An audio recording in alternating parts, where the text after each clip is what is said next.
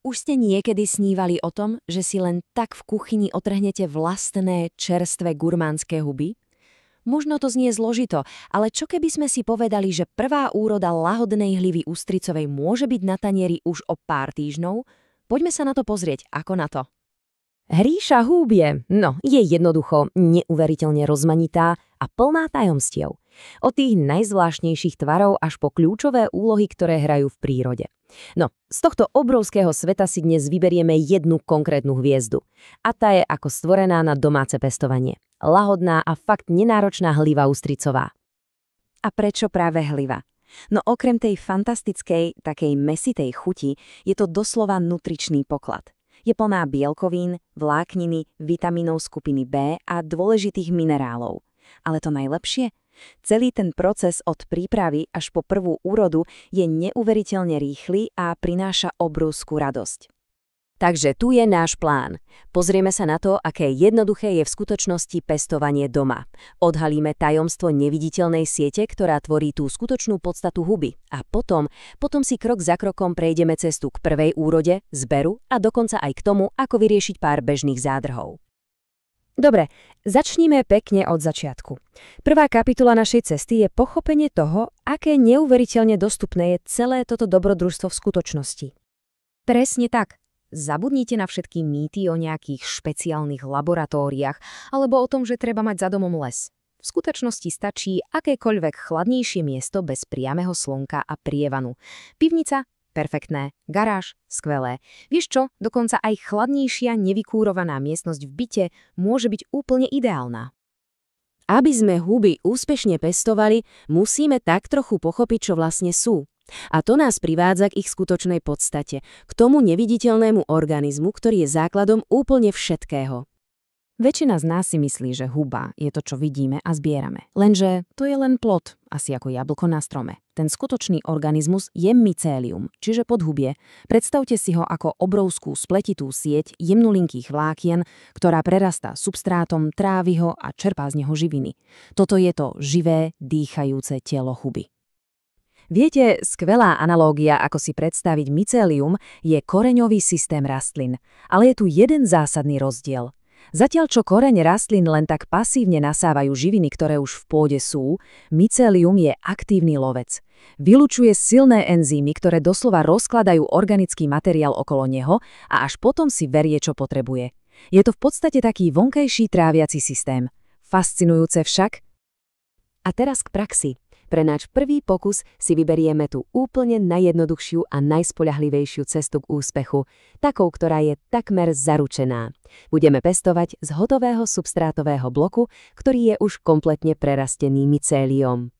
Proces prebudenia tohto bloku je hračka. Nájdete mu správne miesto, urobíte pár rezov do fólie, aby ste mycéliu ukázali, kde má vyraziť von a zaistíte mu trochu svetla. Ale teraz to úplne najdôležitejšie. Vlhkosť. Tu platí jedno zlaté pravidlo. Vždy sa rosí len vzduch okolo bloku, nikdy nie priamo na huby. Potrebujeme vytvoriť takú vlhkú hmlu, pretože kvapky vody priamo na malých plodniciach by ich mohli poškodiť. Tak, blok máme prebudený a teraz je čas vytvoriť mu dokonalý domov. Poďme sa pozrieť, aké podmienky hliva miluje a ako ich celkom jednoducho vytvoriť. Toto je v podstate recept na úspech. Hliva ústricová má 4 hlavné požiadavky. Miluje chlad, zbožňuje vysokú vlhkosť, potrebuje trochu nepriameho svetla, aby vedela, ktorým smerom má rásť, a čo je absolútne nevyhnutné, je pre ňu čerstvý vzduch, aby sa nedusila vlastným oxidom uhličitým. A pozrime sa na tú teplotu. Tých 12 až 16 stupňov to nie je len tak nejaké číslo. Pre plne prerastené mycérium je tento pokles teploty signálom, takým malým šokom, ktorý mu hovorí, hej, je čas začať tvoriť huby. Ak si máme zapamätať jedno jediné číslo, je to práve toto. Podmienky sme nastavili úspešne a teraz sa dostávame k tej najlepšej časti celého procesu, k zberu vlastnej úrody. A ako rýchlo sa dočkáme? Je to neuveriteľne rýchle. Po prebudení bloku sa behom 7 až 10 dní objavia prvé malé hlavičky. Hovorí sa im primordiá. A od tej chvíle rastú doslova pred očami. O ďalší týždeň až 2 už čaká prvý veľkolepý zber. A najlepšie na tom je, že týmto nekončí. Môžeme sa tešiť na ďalšie vlny úrody. Samotný zber to je už len čistá radosť. Správny moment sa spozná ľahko. Okraje klobúkov sa prestanú stáčať dole a začnú sa tak pekne narovnávať. A tu je dôležitý tip. Nepoužívajte nôž. Treba uchopiť celý trst čo najbližšie pri bloku, jemne ho pootočiť a vykrútiť. Prečo? Pretože zvyšky po reze by mohli v substráte začať hniť a ohroziť by to mohlo ďalšiu úrodu. Samozrejme, každý začiatok môže priniesť nejaké otázky. Poďme sa preto pozrieť na najčastejšie problémy a ich prekvapivo jednoduché riešenia, aby sme sa im vedeli vyhnúť. Toto je asi najčastejší problém, s ktorým sa stretávajú začiatočníci. Vidíte dlhé, tenké nožičky a malé klobúčiky? To je jasný signál. Huby sa doslova dusia a naťahujú za kyslíkom, pretože majú príliš veľa CO2. Riešenie je našťastie úplne triviálne. Jednoducho častejšie, ale krátko vyvetrať. Ak si všimneme na kloboukoch také mokré, nasiaknuté škvrny, je to znak, že rosíme priamo na plodnice. Pamätajme, rosiť treba len okolitý vzduch.